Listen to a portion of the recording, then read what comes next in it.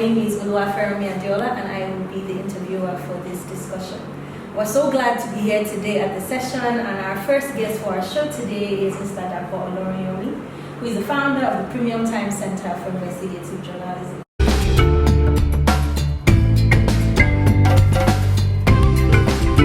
Okay, so I did not set out to be an investigative journalist, so I set out to be a journalist in the first place. But in the process of work, it became very clear that for journalism to be effective, to be impactful, you really have to do a little more than what's going on in the industry. Then you get to a point, you ask the very important question: how can things change?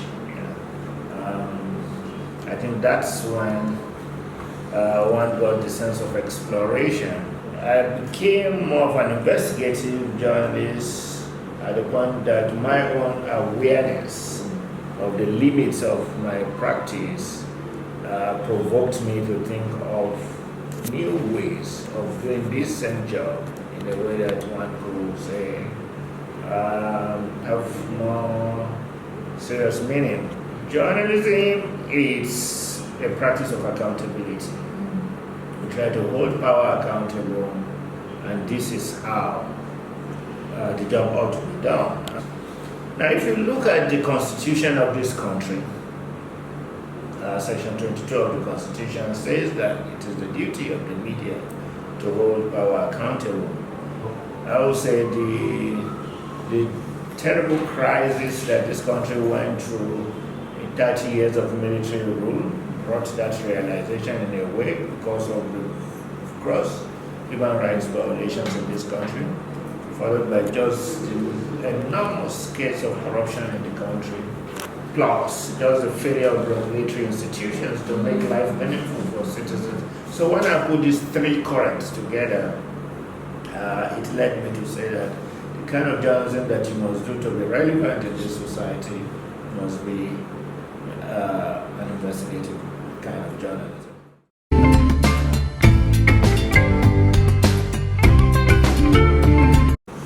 It's always hard for me to respond to that. I would say that brave is not the word I know how to define in personal terms. I will imagine that in my journey so far, I have survived at least 3 assassination attempts. I've been in and out of jail, and I've suffered, both the scorn and disrespect of bad guys. So I will imagine that those things come together to give some sense of meaning to what you are calling brave. I won't take that word for myself. I like to talk, particularly when the former dictator Sani Abacha was in power, and we had done some stories that led to a declaration by the then government that I won't call it a government, by then regime, which then sent me to exile, and I was in exile for 13 years. I guess those kinds of irritation and worries, you can put them together, but I don't want to call it brave. But I would simply say that if you do this job with seriousness, with single-mindedness, you will face danger.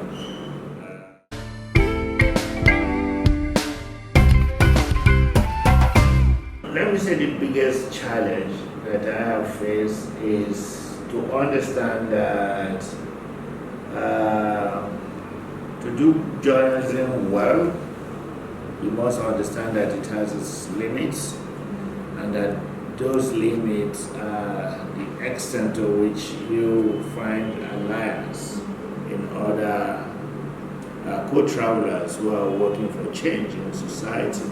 To know that the job and the challenges of doing good, public good in Nigeria are so enormous, and that you can't solve those problems simply by writing. So you really have to do a little more illustrations about it. two, actually.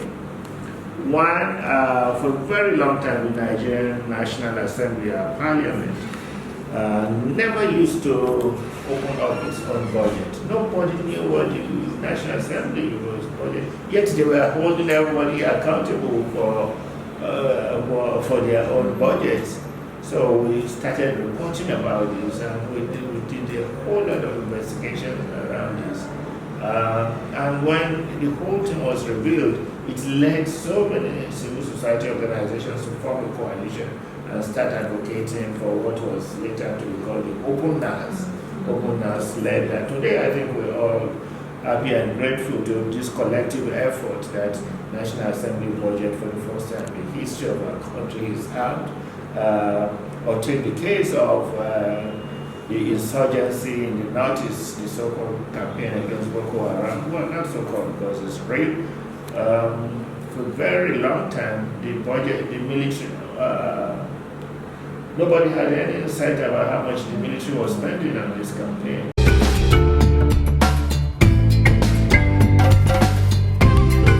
When we did a whole lot of investigations around military budget transparency, it's led to what later was called the Dapo Gate, 2.1 billion, the biggest scandal of corruption in the history of this country so far. And today about 14 to 15 generals are standing trial. Whether they will now get convictions and all of that's a different thing, but at least it's been exposed. Public outcry had led to,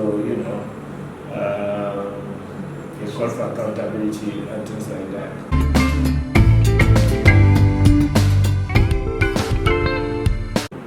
The hallmark, the central definition of journalism is that one, everything you are saying must be truthful and must be accurate. All the claims you are making in your reporting or analysis, they have to be verified. It's a serious problem. It's one of the biggest indications of ethical collapse in the media. Now, it's important to understand why these things have happened. I imagine that, this corruption in the media, which we call brown envelope, and the process of buying and selling coverage. This is not how journalism should function. Normally, but a lot of it has been caused, one, by just failure of character in a lot of people who practice. They see advantage in the profession because it exposes you to great influence and contacts and so on. And when you get close, especially to people in power, you want to report them, they don't want you to report them, you want to expose corruption, they don't want you to expose corruption. Imagine if you're trying to write about somebody who has stolen like 100 million. I imagine he will be willing to part with just a couple of the million for you. So I'm just saying journalism always exists in the context and terrain of great temptation. So to that extent, for those who then fall to this process, we can blame ethical failure. But that does not then explain everything. The truth about journalism today is the fact that how to finance it as a mechanism is really very difficult. You find this string of unpaid salaries in many media houses or journalism institutions. If you're not paying your staff salaries, what you're saying that somebody else should pay for you. I think ethics is key to be able to do good and consequential journalism. Democracy fails only to the extent that the media has failed.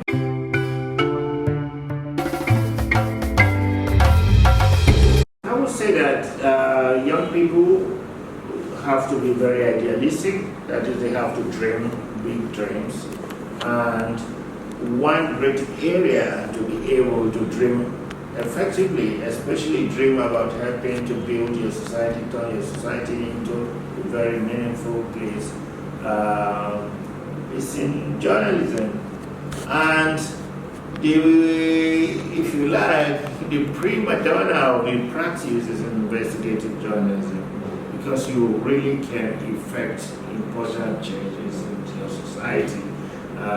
So I think to the extent that it is the zone of dreams, it is zone of adventure, but also helping young people understand that it is also a little bit dangerous. So, but all about being youthful is also to be able to dream about how to resolve danger, how to confront danger in a more meaningful way.